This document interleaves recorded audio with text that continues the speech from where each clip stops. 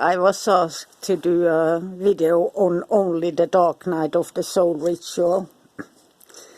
And if we go in for really deep healing and connection to the spiritual realm, and especially the angels, and we are going to schedule it and so on, so that we can get anointed by an angel, we begin. I took it following the moon. I don't always follow the moon. I just do it when it's necessary, but just to make it easier.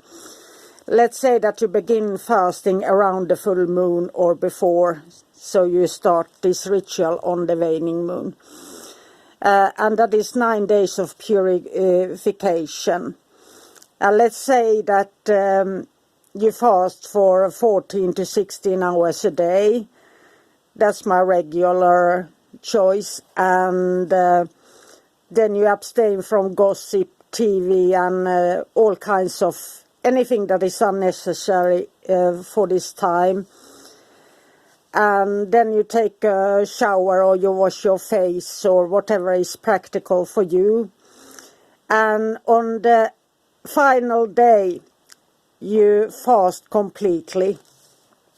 That means you only drink water or tea or something, no caffeine, nothing like that. And you can take some bread, but let it be like a day-old bread or something like that, since it shouldn't be tasty and yummy. It is just if you need to adjust your blood sugar and health, of course. If you have health issues, you adapt to that. And many times I usually make a confession to really purify my soul before sunset sets in. And then of course I create an anointing oil every now and then, and that it's always sitting, consecrating and charged on the altar. And that is something you take into the sacred space with you. And then we go to sunset. And I perform the Kabbalistic cross. You can cast a circle, whatever way you like it. And I have my angelical book with all the sigils in it myself. The Bible, you can have tarot, divinations, or the prayer books from your faith, and so on. And you can call the quarters or what feels comfortable to you. And as I said, you are going to spend your whole night awake. So have a comfortable cushion, or sit in an armchair, or whatever is best for you, or a foam mattress, as my friend wanted to draw a circle on the floor around it. So it's all good. And then you start to let all the painful emotions, memories, betrayals, etc., whatever it is that is causing you pain, to rise. You have the 4 archangels around you, but you really face all the pain, all the emotional turmoil. And when you feel like you can't keep it within you anymore, you just let the pain be so real and tear you apart. That's when I have my angelical book. I look at the sigils and see what calls out to me, or whatever deity you have planned to work on, if it's different pantheon, and make the call. And after you make the call, you allow their time to pass, as you make the call for requests for help, and then you start to feeling hope, since the angel arrives, and it takes the time it takes. And then you go from that to the power of when you feel within that you can release it, and ask the angel to take that with them.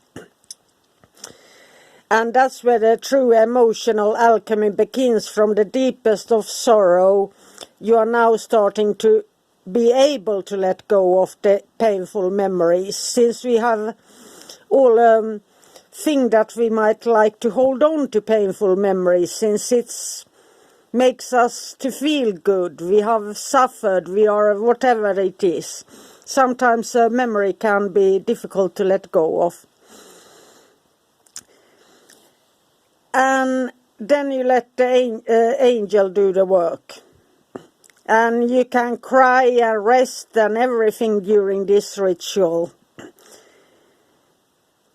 And when it's turned into a faded memory and you feel empty inside and less painful, you truly feel the gratefulness from within your heart. And this comes to the second part of the ritual. And you call on the angel or deity to fill you up with inspiration. And often when you know that this is the beginning of the ritual and this is a strong ritual, but you need something good to focus on. When the pain starts to trigger you, magic is about forgetting about the magic. So you need to pick something new that inspires you, that you maybe always wanted to learn that is too difficult or something.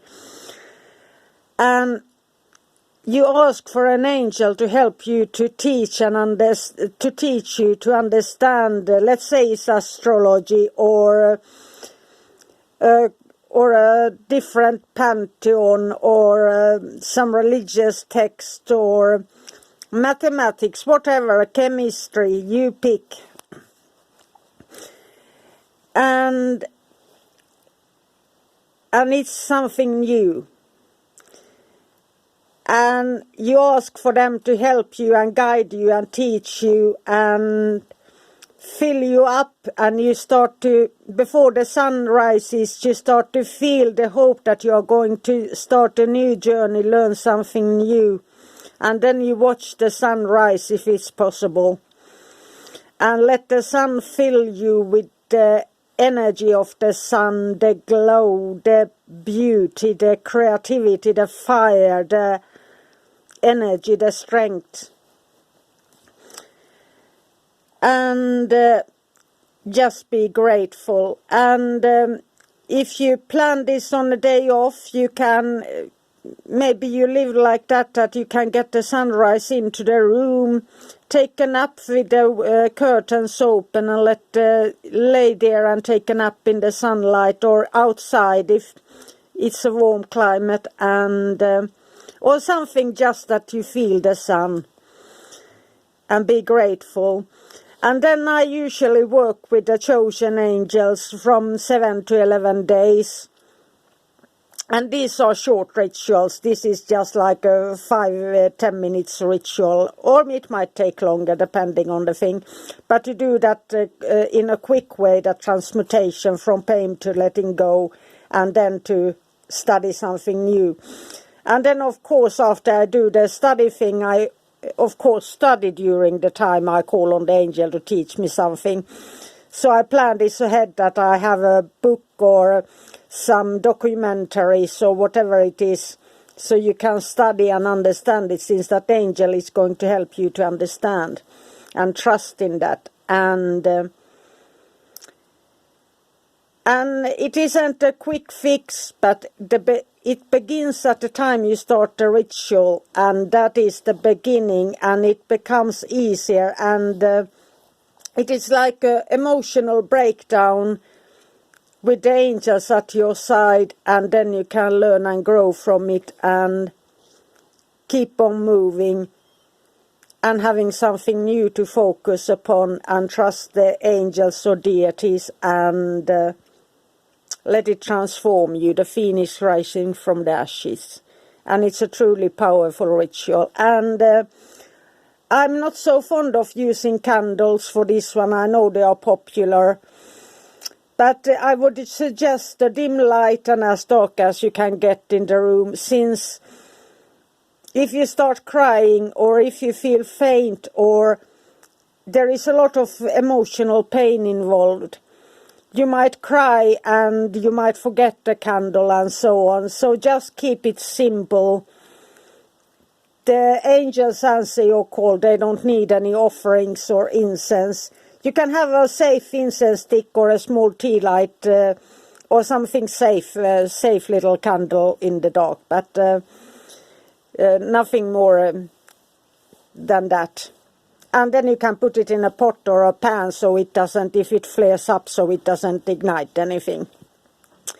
So, and if you have a friend who are willing to participate in this ritual, then you can do it, but for most times you don't want to see anybody see you breaking down and lying on the floor crying your eyes out. So this is up to you how you feel, and if you have a close friend, that is great. And you can support each other. But this was all for now, and this ritual has helped me through so many difficult times in my life, so I repeat it whenever necessary. And once when I did this, then I felt the call to do the 49 days rituals of praying 3 times a day and really dedicate myself to the Enochian-Magick. So this inspiration can come. And if you are good at divination, you might do geomancy or tarot. And I sometimes also have done that. I call upon all the 12 archangels I work with and ask them for advice during the night, since it's a long night and you have a lot of time, no TV, no music, nothing. So I just ask them for guidance throughout the passes, since this is the beginning of a new era. So I ask them to guide me on the next steps forward. It isn't like a full evocation that you get an answer, but you make the request and it starts to work in that favor. So I hope you get inspired, and there's so much love in doing this ritual, and the acceptance of failure, of being small, invisible, whatever it is, the pain, and then grow it into something more beautiful that can blossom and grow. So, have a magical day. Bye for now.